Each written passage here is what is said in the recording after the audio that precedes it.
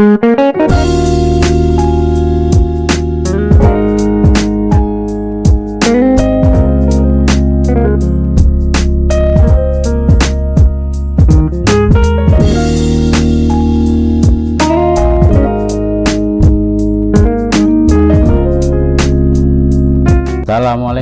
warahmatullahi wabarakatuh.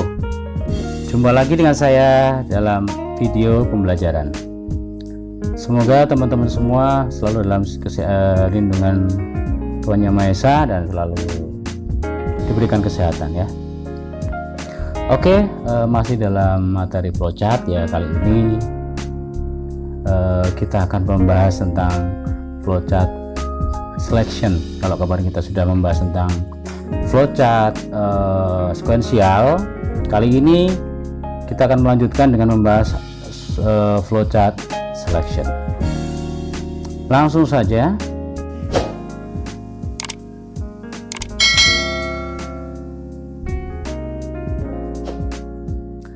Flowchart selection, kalau dalam bahasa Indonesia ya, biasanya disebut flowchart seleksi, kondisi, kondisional, percabangan ya.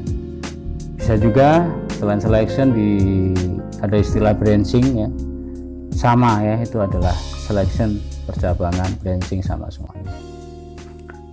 Berbeda dengan yang kemarin, kalau sequential itu adalah langsung ya, sekali jalan langsung. Kalau di sini ada percabangan, ibaratnya kita jalan, itu pada saat kita jalan di depan itu ada pilihan mau arah ke kiri atau ke kanan ya.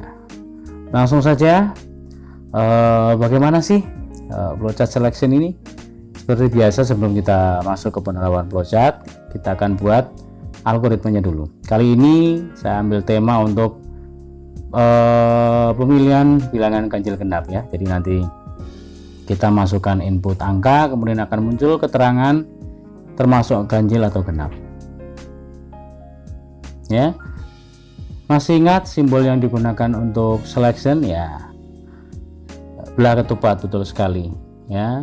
Jadi ada satu input dan dua output, di mana outputnya hanya ya atau tidak, hanya dua itu, nggak ada yang lain. Oke, langsung kita buat dari algoritma dari bilangan ganjil genap. Seperti biasa, langkah pertama kita buat atau kita tulis start, mulai, begin sama saja. Di sini saya menggunakan start. Kemudian langkah kedua adalah, karena ini kita akan menyeleksi sebuah bilangan, maka langkah kedua adalah masukkan bilangan ya. Di sini saya ambil variabel a, saya misalkan bilangan tersebut adalah a.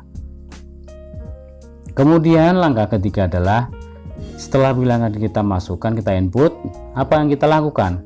Kita masukkan proses. Prosesnya apa? Proses di sini menggunakan operator sisa hasil bagi ya, atau teman-teman mungkin sudah tahu mod atau modulus ya, itu sisa hasil bagi, di mana pada saat kita menerapkan operator tersebut yang muncul adalah sisa hasil baginya. Contoh misal, kita menggunakan sisa sama dengan a mod. Nah, di sini operatornya simbolnya persen ya. Mod 2. Oke. Misalkan angka A ini saya ambil angka 2. 2 dibagi 2, sisanya berapa? Kosong ya. Nanti sisa ini akan berisi 0 atau kosong. Jadi begitu ya cara kerjanya operator modulus. Langkah berikutnya adalah kondisi. Nah, karena kita akan menampilkan ganjil atau genap, kita gunakan kondisi di situ. Apakah sisa sama dengan 0? Nah, kondisinya seperti itu. Kemudian tadi saya bilang ada dua output ya. Jika kondisinya iya atau sisanya sama dengan 0, maka nanti saya akan memasukkan pernyataan genap ke dalam variabel hasil. Dan jika sisanya tidak sama dengan 0, bisa 1, biasanya 1 sih, sisa nggak pernah lebih dari 1 karena ini 0 dan 1 ya. Saya akan masukkan pernyataan ganjil ke dalam hasil, ke dalam variabel hasil. Kemudian langkah berikutnya adalah tampilkan hasil output, dan terakhir N, selesai. Simple. Sekarang algoritmanya seperti tadi sudah, flowchartnya seperti apa sekarang? Oke, kita amati bersama. Pertama kita buat terminal ya. untuk terminal itu awal program, awal flowchart. Kita tulis start, kemudian alurnya ke bawah, tadi input bilangan A atau variabel A, masukkan A. Langkah berikutnya adalah menuliskan proses tadi ya. Di situ ada proses ya. Prosesnya adalah sisa sama dengan A persen 2. Tadi sudah saya jelaskan, persen itu adalah simbol operator modulus ya. Setelah itu kita buat kondisi supaya ada seleksi di situ dari sisa tadi. Apakah sisa sama dengan 0? Nah, jika iya, ada dua ya ini ya. Jika iya, maka saya akan masukkan pernyataan genap ke dalam operator variabel hasil. Kemudian jika tidak, saya akan memasukkan pernyataan ganjil ke dalam operator hasil. Kemudian langkah selanjutnya tampilkan hasil. Oke, dan terakhir adalah end, selesai. Mungkin masih ada yang bingung. Oke, kita lakukan tes untuk flowchart ini ya. Kita coba ya. Sekarang coba kita masukkan angka. Untuk variabel A saya masukkan angka 4 di sini. Angka 4, oke, kita rumuskan di sini sisa A modulus 2. Oke, berarti 4 dibagi 2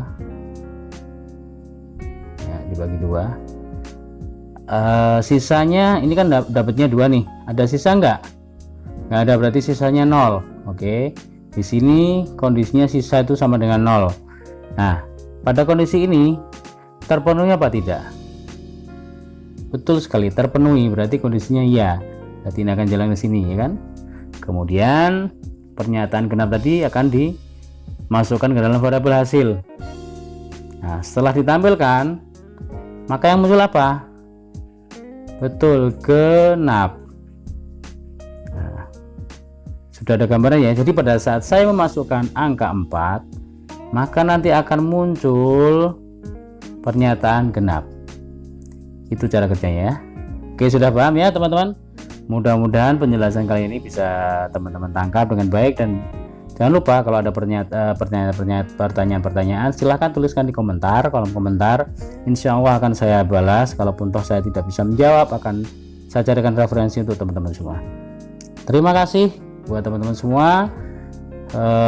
Saksikan terus video-video pembelajaran saya selanjutnya. Saya akhiri, wassalamualaikum warahmatullahi wabarakatuh. Salam super.